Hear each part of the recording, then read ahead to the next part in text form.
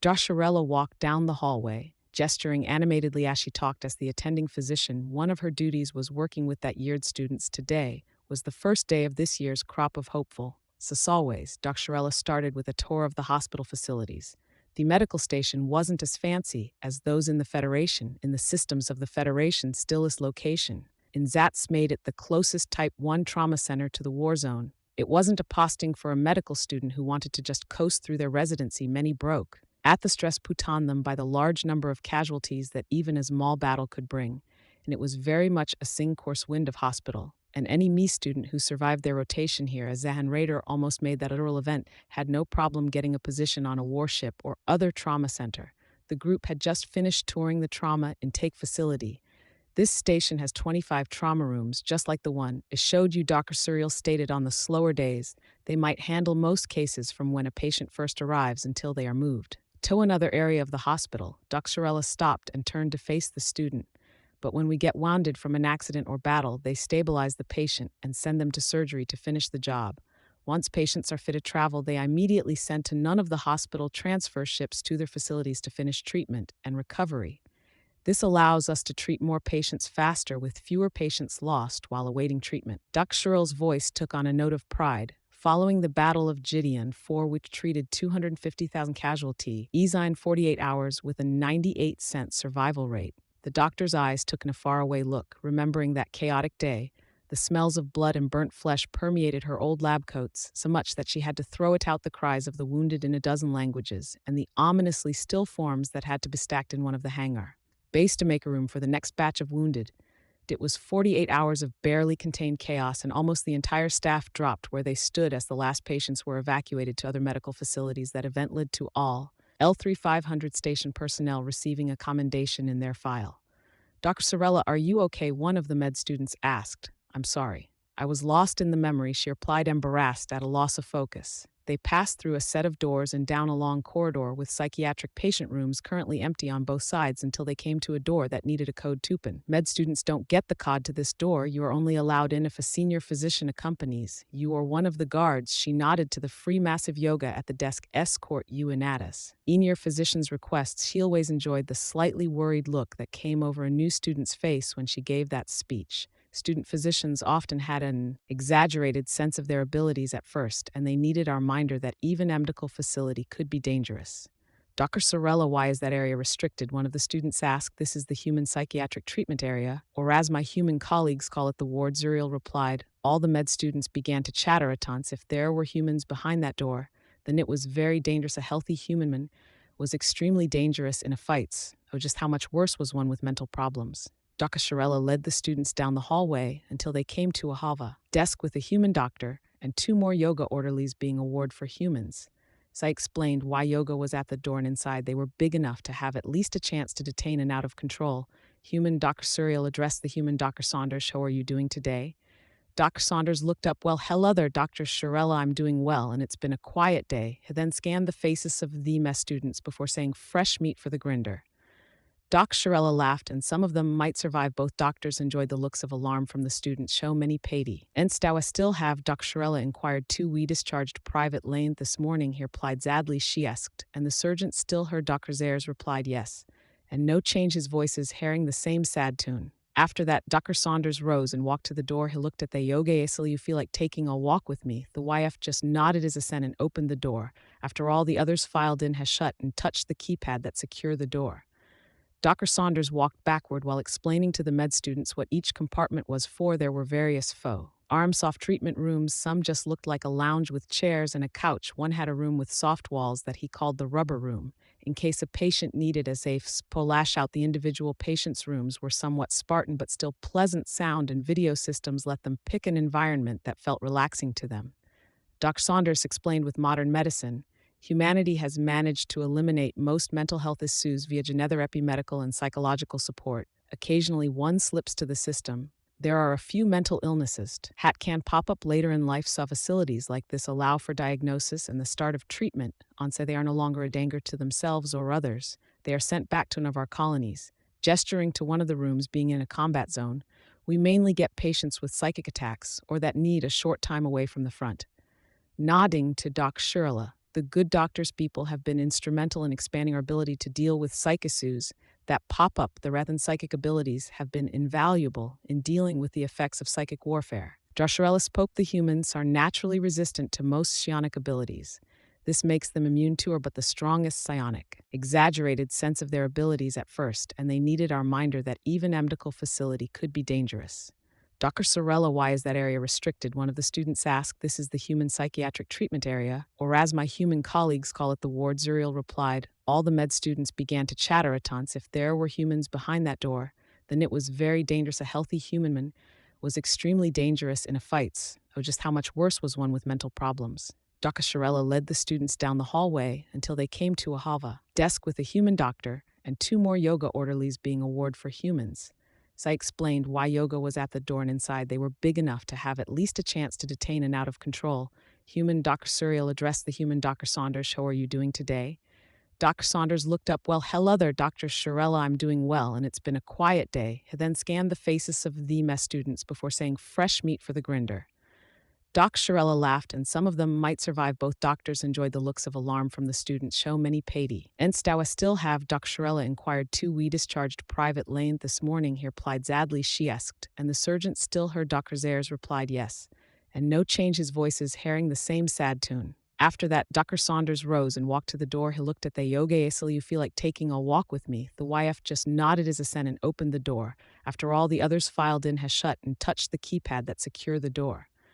Dr. Saunders walked backward while explaining to the med students what each compartment was for. There were various soft treatment rooms. Some just looked like a lounge with chairs and a couch. One had a room with soft walls that he called the rubber room, in case a patient needed a safe splash out. The individual patients' rooms were somewhat Spartan but still pleasant. Sound and video systems let them pick an environment that felt relaxing to them. Dr. Saunders explained, with modern medicine, humanity has managed to eliminate most mental health issues via genetherapy, medical and psychological support. Occasionally one slips to the system. There are a few mental illnesses that can pop up later in life, so facilities like this allow for diagnosis and the start of treatment. Say they are no longer a danger to themselves or others. They are sent back to one of our colonies. Gesturing to one of the rooms being in a combat zone, we mainly get patients with psychic attacks or that need a short time away from the front. Nodding to Doc Shirla, the good doctor's people have been instrumental in expanding our ability to deal with psych issues that pop up. The Rathan psychic abilities have been invaluable in dealing with the effects of psychic warfare. Drosharella spoke the humans are naturally resistant to most psionic abilities. This makes them immune to or but the strongest psionic attacks. Dr. Saunders continued, which is a bullsing and a curse. It just means the attacks have to be that much more powerful to impact at the average human mind. Fortunately for us, any negative impact of those assaults is usually short-term, and we can finish treatment. There, one of the MES students raised a tentacle. If they are resistant to psionics, then what kind of treatment is used? Dr. Shirla smiled. Every good question. Sometimes they just need time to talk and work for the issue. Others might require more support, either medications or low-level psychic treatments. At this reply, several students raised an appendage. It thought you couldn't use psychic therapy on them. If you're memory and resistant to most sick abilities. Dr. Shirley explained, but those with minimal intrusion can be used indirectly. She continued, for example, we cannot use our abilities to make them calm or to sleep, but we can project a feeling of calmness in the surrounding environments, such as the feeling of being in a peaceful place like a garden or a religious building. That is what two of our patients are here. For Dr. Sayers replied, he stopped before an open door more. Ning, Mike, how did you sleep? The students crowded behind the doctor. For a better look inside was a human tall with pinkish skin, dark hair and eyes. They were currently inspecting all the faces in the doorway. Is leapt pretty good, Doc. Best in a long time. Upon seeing Dr. Shirella, he got a smile on his face. Hey, Dr. Shirella, how you been? Hello, Mike. I've been doing pretty good. She tossed her head to indicate the students before continuing busy. As always, do you mind if we discuss your case with these students? They are starting their rotation. Doctors inquired. The human Melies rugged his shoulders. Sure, docs. Dr. Saunders began to explain what post-traumatic stress disorder (PTSD) is. She explained what could trigger it and the various symptoms. She nodded to Meek. In Mike's case, he only developed an acute case that has improved over the last few weeks. You feel like sharing with them, it's fine, if you're not ready. Doc Shirla said. Meek's eyes took in a faraway look before he replied, I'll give it a shot. Dutch looked past there and noticed the yoga standing behind them. Hey, you'll want to come stand by me. The yoga made his way into the room, exchanged a handshake with Mike and stood behind him at the look of apprehension on the med student faces. Mike explained one of my close battle buddies was Aoga. He'll always have my backs. So it makes me feel safer when Neil is near, when I talk about it. Mike looked at Dr. Saunders before asking censored or uncensored version Doc. Doc Sorella answered the question, all of it, they better get used to it. Mike started, I'm just a ground pounder infantry. If you've never heard the term of the 325th Legion Federation Army, we're nothing fancy. We don't get the glory like the flyboys. Mech. Jockey Sorthating, can we usually get the crap end of the stick, but we get it done. We've been on ballast free for about 2 weeks, holding the hands of some engineers and tech savaging a crash. If recon ships ince, we were behind our lines, and the nearest Zeiss was 10 light years away. Command only sent 2 squads, so imagine our surprise when a SIF cruiser jumped out of FDL and landed right in our laps. Our transport ship was a floating wreck. Before they even knew what hit them, it continued. Lucky for us, they wanted their ship and didn't just bombard us from orbit. They sent down a pair of dropships, so pulled back to the wreck, using it for some cover while we sent the engineers and tech deeper into the ship. I don't know how many there were, but they had used at least a 2-to-1 advantage. We skirmished a bit as they approached the ship, but we had to fall back into the ship. A lucky, or I guess unlucky, shot took out the generator that had been pairing our lights inside the ship. Have you ever been in a starship without power? It's darker than you can believe. We could have used our wrist light beams, but that just makes Susan easier. Targets. Oh, we flipped down our low-like e-goggles to protect our eyes from any sun-bright flashes and set up an ambush. The goggles can also track RF signals, and Marfinley's one of the students raised a PA. What RF signals? Oh, right. You probably haven't dealt with them before. If means identify friend or foe, it's supposed to keep us from shooting friendlies, but doesn't always work. Mike explained where was. Emik muttered to himself. That's right, in the ship, so waited until this was climbing through the hillibridge we've been using to access the ship. We could still see them with the limited light, but they didn't know we were there. Our first volley dropped 4 to 5 of them, man. Degoed another as they charged us. We had to fall back ever deeper into the ship. That's when it got ugly. Neither of us could see, so it was just random firing, grappling with an enemy you couldn't see and barely feel inside our armory. You tried to stick a knife in one only to hit the wrong body part, throw a punch or elbow and connect with a wall instead. Meek got quiet, and his eyes looked past very one until he'll put a hand on his shoulder. And then Mike shuddered for a second. His eyes focused again, and he took a deep breath and let it out slowly. Der Saunders looked at Meek with concern. Nice's don't need to stop. Mike hesked, we lost you for a second. Mike shook his head from side to side. It's okay, dog, I can finish it. I don't know how long the fighting went. And Mike said, picking up where he left off, it felt like days in that chaos, and then some idiot dropped a grenade. No idea which side did it. The zip I was fighting took the brunt of the explosion in its back, but it still threw me into a wall. I don't know how long I was out, but it was the alarm for a sup breach that got my attention. I couldn't even see where it was to hatch it in my panic. If I got ballast free, had a babel at Mo. Sphere it was just very thin and cold. It wasn't long after I regained consciousness that lights turned on again, and I saw medics and other troops moving around the ship.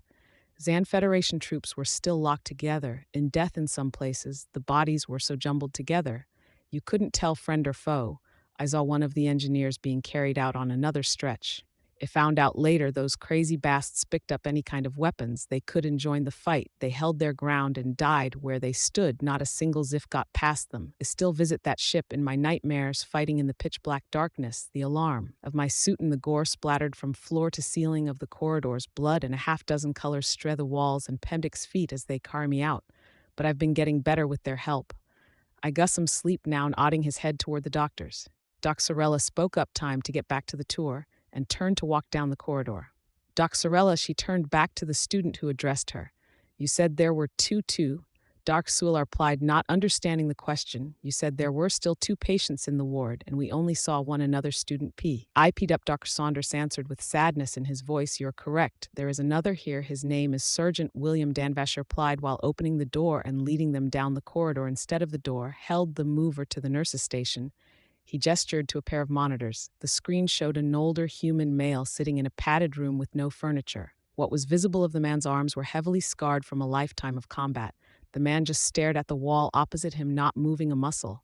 Dr. Saunders keyed the mic and spoke into it. How are you doing? Enjade Sergeant Durst. The man didn't react in any way. If you didn't see the screen displaying his vital signs, you think he was dead. Doc Saunders let goof the button and turned to face.